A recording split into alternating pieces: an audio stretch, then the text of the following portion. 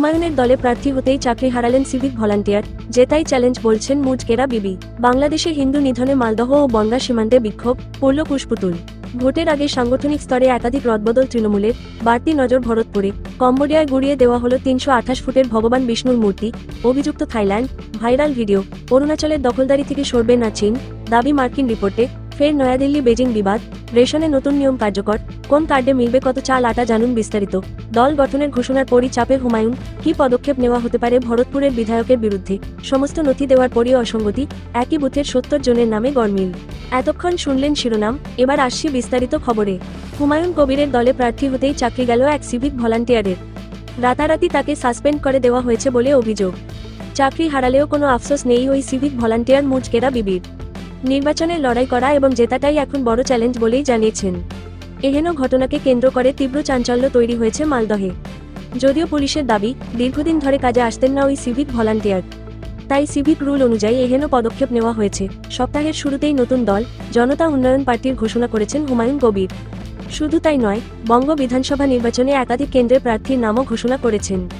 মালদহের বৈষ্ণবনগর কেন্দ্র থেকে হুমায়ুনের দল, জনতা উন্নয়ন পার্টির টিকিটে লড়াই করবেন মুজকেরা বিবি। তার অভিযোগ, নাম ঘোষণার পরেই তাকে সিভিক ভলান্টিয়ারের কাজ থেকে বসিয়ে দেওয়া হয়েছে। শুধু তাই নয়, সাসপেন্ড করা হয়েছে বলেও অভিযোগ মুজকেরা বিবির। জানা গিয়েছে, বৈষ্ণবনগর বিননগর এক গ্রাম পঞ্চায়েতের বাসিন্দা মুজকেরা বিবি। সক্রিয়ভাবেই তৃণমূল করতেন, এমনকি তার স্বামী কুরবান আনসারি তৃণমূলের স্থানীয় নেতা হিসাবেই পরিচিত। যদিও দুজনেই তৃণমূল ছেড়ে হুমায়ুনের দলে যোগ দিয়েছেন, এই বিষয়ে মুজকেরা বিবির স্বামী কুরবান আনসারি বলেন, ২৬-এর নির্বাচন তৃণমূল কংগ্রেসের সঙ্গে বিজেপির লড়াই হবে। যদিও তৃণমূল ৩ নম্বরে থাকবে, ফলে তৃণমূল কোনো ফ্যাক্টর হবে না বলেও মন্তব্য কুরবান আনসারির। যদিও পুরো বিষয়টিকে গুরুত্ব দিতে চাইছে না জেলা তৃণমূল নেতৃত্ব। মালদহে জেলা তৃণমূল কংগ্রেসের মুখপাত্র আশিস কুণ্ডু জানান, বদ্ধ উন্মাদের মতো কথা বলছেন হুমায়ুন কবির। সকালে একটা কথা বলে বিকেলে একটা কথা বলে, প্রতিদিন তার বক্তব্য চেঞ্জ হচ্ছে। তিনি নিজে যখন ভোটে দাঁড়াবেন তখন নোটার থেকেও ভোট কম পাবেন। এই অবস্থায় ঘোলা জলে মাছ ধরতে ময়দানে নেমেছে বিজেপি। হুমায়ুন কবিরকে তৃণমূলের একটি পার্ট বলে তোপ দেখেছেন দক্ষিণ মালদা বিজেপির সহ সভাপতি তারক ঘোষ।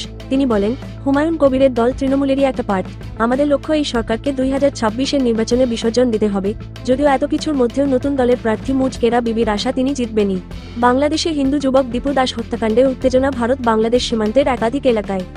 বুধবার ওল্ড মালদহের মনোহরপুর মুচিয়ায় হিন্দু সনাতনীরা খোল করতাল নিয়ে প্রতিবাদ জানান। স্লোগান ওঠে, হিন্দু হিন্দু ভাই ভাই। বিশ্বসহ পশ্চিমবঙ্গের হিন্দুদের এক হওয়ার আহ্বান জানিয়েছেন তারা। মালদহের পাশাপাশি বনগাঁর ভারত বাংলাদেশ পেট্রাপোল সীমান্তে বিক্ষোভ দেখায় বিজেপি। দাহ করা হয় কুশপুতুল। উপস্থিত ছিলেন বিজেপির বিধায়ক অসীম সরকার ও অন্যান্য নেতৃত্ব। নোহরপুর মুচিয়ায় সীমান্তে বাংলাদেশে হিন্দু সনাতনীদের অত্যাচারের বিরুদ্ধে প্রতিবাদ জানায় হিন্দু সংগঠন। অবিলম্বে দীপু দাসের হত্যাকারীদের শাস্তি দিতে হবে বলে দাবি করেছেন তারা। বিক্ষোভকারী জ্যোৎস্না সরকার বলেন, বাংলাদেশে হিন্দু যুবককে পুড়িয়ে খুনের ঘটনার প্রতিবাদ জানাতে আমাদের এই মিছিল। ঘটনার তীব্র নিন্দা জানাচ্ছি। বাংলাদেশের হিন্দুদের উপর অত্যাচার বন্ধ না হলে প্রতিবাদ জোরালো হবে। আমরা কাঁটাতার মানব না। আরেক আন্দোলনকারী বলেন, বিশ্বের সব হিন্দু এক হও। বাংলাদেশে হিন্দুদের উপর অত্যাচার বন্ধ হোক। আরও একজন হিন্দুর উপর অত্যাচার হলে আমরা কোনো বাধা মানব না। এই আন্দোলনের ঢেউ আছড়ে পড়বে বাংলাদেশে। ইউনুস সতর্ক হও। মালদহের পাশাপাশি বনগাঁর পেট্রাপোল সীমান্তেও বিক্ষোভ দেখানো হয়। উপস্থিত ছিলেন বিজেপি নেতৃত্ব। সেখানে প্রতীকী কুশপুতুল পুড়িয়ে ঘটনার প্রতিবাদ জানানো হয়। বিজেপি বিধায়ক অসীম সরকার বলেন, বাংলাদেশে যা পরিস্থিতি এখন প্রতিবাদ না তা ওপার বাংলা সহ বিশ্বের জন্য বিপদ। বাংলাদেশে হিন্দুদের উপর অত্যাচার বন্ধ হোক। ভোটের আগে সাংগঠনিক স্তরে একাধিক রদবদল তৃণমূলের। ভরতপুরে অতিরিক্ত নজর শাসক দলের। ভরতপুরের দুটি ব্লকের সংগঠনে বিরাট রদবদল। ভরতপুরের দুটি ব্লকেই বদলে ফেলা হলো মূল, যুব, মহিলা, আইএনটিটিইউসির সভাপতি, সহ সভাপতিদের। ভরতপুরের পাশাপাশি রানাঘাট ২ নম্বর ব্লকের মূল সংগঠনের সভাপতিও বদল করা হয়েছে। এছাড়াও রানাঘাট সাংগঠনিক জেলার সাধারণ সম্পাদক পদেও বদল করা হয়েছে। বুধবার তৃণমূলের একটি পোস্টে দেখা গিয়েছে, ভরতপুরের ১ নম্বর ব্লকের মূল সংগঠনের নতুন সভাপতি হয়েছেন নজরুল ইসলাম। বদল করা হয়েছে ভাইস প্রেসিডেন্ট পদেও। নতুন দায়িত্ব নিচ্ছেন প্রিয়ব্রত ঘোষ। বদল হয়েছে যুব সংগঠনেও। ব্লকের নতুন যুবয়ের সভাপতি হয়েছেন মোহাম্মদ রানা। সহ সভাপতি হলেন তুহিন ঘোষ। ভরতপুর ১ ব্লকের নতুন মহিলা সভাপতি হলেন নাজমা সুলতানা। শ্রমিক সংগঠন আইএনটিটিইউসির সভাপতির দায়িত্ব পেলেন আব্দুল বারী। ১ নম্বর ব্লকের পাশাপাশি বদল হয়েছে ২ নম্বর ব্লকেও। এই ব্লকের মূল সংগঠনের সভাপতি হিসাবে দায়িত্ব পেয়েছেন মুস্তাফিজুর রহমান ওরফে সুমন। যুব সংগঠনের সভাপতি হয়েছেন কাজী নাজির হোসেন। মহিলা সংগঠনের সভাপতির দায়িত্ব পেয়েছেন শহিবালোহার মাঝি। এই ব্লকের আইএনটিটিউসির নতুন সভাপতি হলেন রাজু চৌধুরী। এছাড়াও রানাঘাট 2 নম্বর ব্লকের মূল সংগঠনের সভাপতি হয়েছেন সুবীর ভট। রানাঘাট সাংগঠনিক জেলা কমিটিতেও বদল করা হয়েছে। নতুন সাধারণ সম্পাদকের দায়িত্ব পেয়েছেন রূপঙ্কর বন্দ্যোপাধ্যায়। কম্বোডিয়া থাইল্যান্ডের সংঘর্ষের আজ পড়ল এবার কম্বোডিয়ার একটি মন্দিরে। জেসিবি মেশিন দিয়ে গুড়িয়ে দেওয়া হলো সীমান্তবর্তী এলাকার একটি মন্দির এবং বিষ্ণু মূর্তি। সেই ভিডিও ভাইরাল হয়েছে সোশ্যাল মিডিয়ায়। নিন্দার ঝড় উঠেছে সোশ্যাল মিডিয়ায়। কম্বোডিয়া সরকার এবং মন্দির কর্তৃপক্ষের অভিযোগ, প্রতিহিংসা পরায়ণ থাইল্যান্ড সরকার এই কাজ করেছে।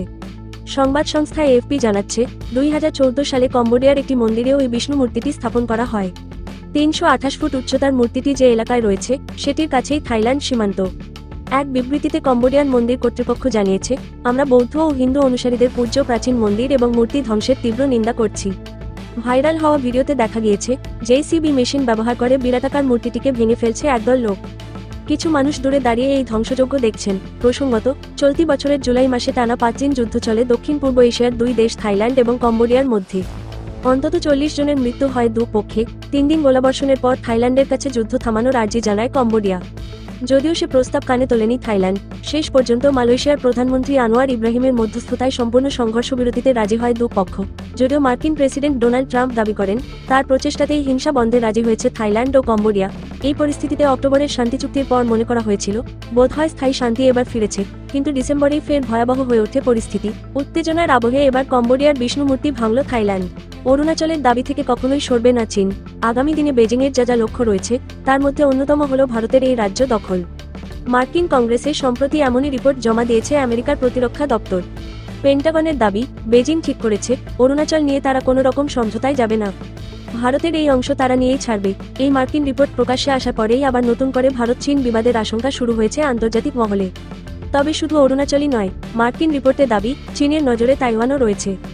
এছাড়াও রয়েছে দক্ষিণ চীন সাগরে নিজেদের কর্তৃত্ব প্রতিষ্ঠা। বেজিংয়ের লক্ষ্য, 2049 সালের মধ্যে এই সমস্ত এলাকাকে নিজেদের দখলে নিয়ে ফেলতে। সেই লক্ষ্যেই তারা যাবতীয় পরিকল্পনা সাজাচ্ছে। প্রসঙ্গত, অরুণাচল তাদের অংশ বলে বহুদিন ধরেই দাবি করে আসছে চীন। ভারত এবং চীনের মধ্যে সংঘাতের অন্যতম কারণই হল অরুণাচল। চীন প্রায়শই উত্তর পূর্ব ভারতের এই রাজ্যের বেশ কয়েকটি স্থানের নাম পরিবর্তন করে মানচিত্র প্রকাশ করে থাকে। গত বছরই চীন অরুণাচলের 30টি জায়গার নতুন নামের তালিকা প্রকাশ্যে এনেছিল। যদিও চীনের এই প্রচেষ্টা ভারত প্রত্যাখ্যান করে। অরুণাচলের ভৌগোলিক অবস্থান খুবই গুরুত্বপূর্ণ। ভারত এবং চীনের সীমান্ত বিবাদের অন্যতম কারণই অরুণাচলের উপর বেজিংয়ের দাবি। ভারতের এই রাজ্যটি চীনের তিব্বতের সঙ্গে সীমান্ত ভাগ করে। বেজিং বরাবর দাবি করে, অরুণাচল ঐতিহাসিকভাবে তিব্বতেরই অংশ। যদিও ভারত সেই দাবির বিরোধিতা করে।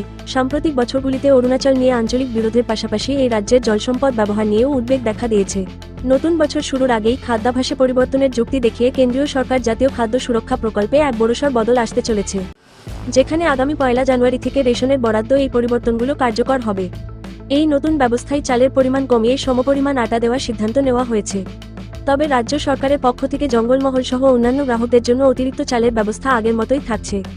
এই বিষয়ে বীরভূমের অতিরিক্ত জেলাশাসক বুলবুল পাখি জানান, বছরের শুরুতে জাতীয় খাদ্য সুরক্ষা প্রকল্পের জন্য এই নতুন পরিবর্তনটি আনা হচ্ছে, যার কারণবশত জেলার সমস্ত রেশন ডিলারকে এই বিষয়ে নির্দেশ দেওয়া হয়েছে।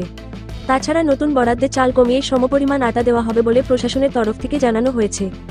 যদিও রাজ্যে বর্তমানে 4 ধরনের গ্রাহকদের জন্য 4 রকমের রেশন বরাদ্দ রয়েছে, যেখানে অন্ত্যোদয় অন্ন যোজনা অর্থাৎ আয় কার্ডধারীরা এতদিন পরিবার পিছু মাসে 21 কেজি চাল ও 950 গ্রাম ওজনের 14 প্যাকেট আটা পেতেন।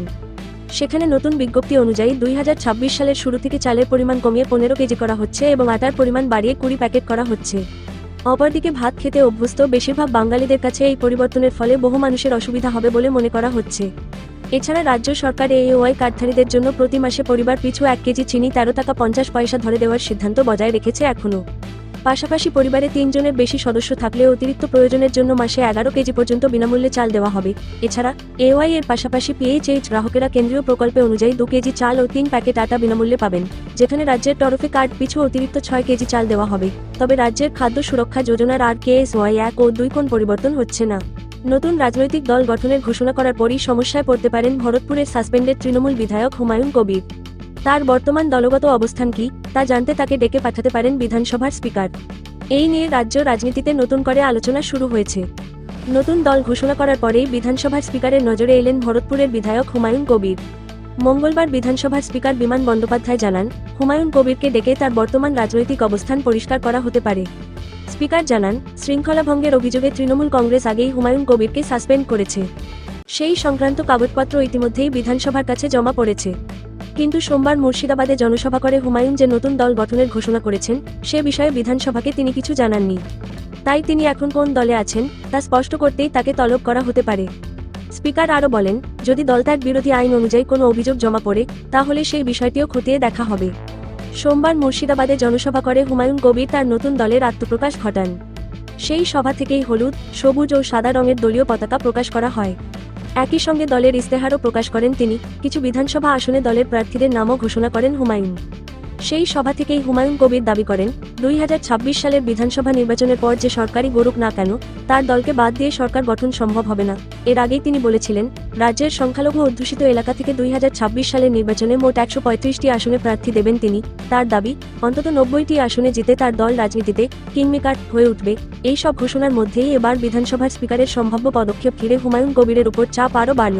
নামে ভুল রয়েছে শুনেই আতঙ্কে বিএলও এর কাছে গিয়ে ক্ষোভ প্রকাশ পাঁশকুড়ার ভোটারদের। তৃণমূল বিজেপির রাজনৈতিক তরজা।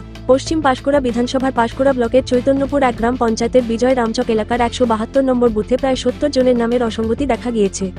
তাদের প্রত্যেককেই বিএলও ফোন করে তথ্য নিয়ে একটি নির্দিষ্ট জায়গায় আসার জন্য নির্দেশ দেয়। এলাকাবাসীরা তাদের নথি নিয়ে এসে রীতিমতো বিএলওর কাছে ক্ষোভ প্রকাশ করেন। রাজ্যের অন্যান্য বিধানসভার মতোই পাঁশকুড়া পশ্চিম বিধানসভার বুথগুলিতে চলছে ভোটার তালিকায় বিশেষ নিবিড় সংশোধনের যৌক্তিক অসঙ্গতির সংশোধনীর কাজ। খসড়া তালিকায় নাম থাকলেও হঠাৎ বুথ লেভেল অফিসার ফোন করে নথি নিয়ে ডাকায় রীতিমতো আতঙ্কে পড়ছেন ভোটাররা। যদিও প্রশাসনের দাবি, আতঙ্কিত হওয়ার কিছুই নেই, ভোটারদের অসুবিধে যাতে না হয় তার জন্যই কাজ করছে নির্বাচন কমিশন। এদিকে একই বুথের একাধিক ব্যক্তিকে ফের ডেকে পাঠানোয় পাঁশকুড়ার বিজয়া রামচক প্রাথমিক স্কুলে ক্ষোভ প্রকাশ এলাকার বাসিন্দারা। যদিও পরে অবশ্য বুথ লেভেল অফিসার বিষয়টি ভোটারদের বুঝিয়ে বলতে পরিস্থিতি স্বাভাবিক হয়। নির্বাচন কমিশন সূত্রে খবর, গত পরশুদিন থেকে বিএলএ অ্যাপে সংযুক্ত হয়েছে লজিক্যাল ডিসক্রিপেন্সির নামের একটি উইন্ডো। যে সমস্ত ভোটারদের 2002 এর ভোটার তালিকায় এক নাম ছিল অথচ পরবর্তীকালে তারা নাম পরিবর্তন করেছেন, তাদের ক্ষেত্রে অনেকেরই পুরনো নাম অ্যাপে দেখানো হয়েছে। ওই সমস্ত ব্যক্তির সঠিক নাম কি তাই বর্তমানে পুনরায় নথি দেখে তথ্য দিতে হচ্ছে বুথ লেভেল অফিসারকে। অধিকাংশ ক্ষেত্রেই দেখা গিয়েছে 2002 এর ভোটার তালিকা কোন ব্যক্তির নামের সাথে ছিল মল্লিক আলী, কিন্তু তিনি পরবর্তীকালে তা সংশোধন করে শুধু আলী রেখেছেন। সেক্ষেত্রে তার পুরনো নামে থেকে গিয়েছে। আবার 2002 সালের তালিকা অনুযায়ী অনেকের ক্ষেত্রেই মিডিল নেম ছিল, পরবর্তীকালে তারা পরিবর্তন করে তা তুলে দিয়েছেন অথবা ছোটখাটো বানানের ভুল রয়েছে। ওই সমস্ত ভোটারদের সমস্ত তথ্য সম্পূর্ণ নির্ভুল করতেই এই কাজ চালাচ্ছে নির্বাচন কমিশন। বিজয় রামচক প্রাথমিক বিদ্যালয়ে এসে 172 নম্বর বুথের বিএলও অতনু জানার কাছে ক্ষোভ উগড়ে দেন ভোটাররা। ওই বুথের 789 জন ভোটারের মধ্যে 29 জন ভোটার বাতিল হয়েছে মৃত্যু এবং স্থানান্তরিত হওয়ার জন্য। 76 জনের নামে বিভিন্ন ভুল ত্রুটি রয়েছে। তারই সংশোধনের কাজ চলাকালীন এই অসন্তোষ তৈরি হয়। সংশ্লিষ্ট বুথের বিএলও অতনু জানা বলেন, আমার যে ভুল নয় তা ভোটারদের বোঝাতে পেরেছি। যেহেতু বর্তমানে আমি নির্বাচন কমিশনের হয়ে কাজ করছি তাই ওনারা আমার কাছেই অভিযোগ জানিয়েছেন। ভোটারদের নির্ভুল নাম রাখতেই এই কাজ চলছে। পাঁশকুড়া নগর মণ্ডলের সভাপতি সুকুমার ভূঁইয়া বলেন, সাধারণ মানুষ যাতে ভবিষ্যতে সমস্যায় না পড়েন তার জন্যই নির্বাচন কমিশন এই পদক্ষেপ গ্রহণ করেছে। তৃণমূল সবেতেই রাজনীতি খোঁজে। তৃণমূলের তমলুক সাংগঠনিক জেলার সভাপতি সুজিত রায় অভিযোগ করে বলেন, বিজেপিকে খুশি করতে নির্বাচন কমিশন একাধিক নতুন পদক্ষেপ নিচ্ছে। তবে সাধারণ মানুষ নিশ্চিন্তে থাকুন, কারণ মুখ্যমন্ত্রী মমতা বন্দ্যোপাধ্যায় কোন ন্যায্য ভোটারকে তার অধিকার হারাতে দেবেন না।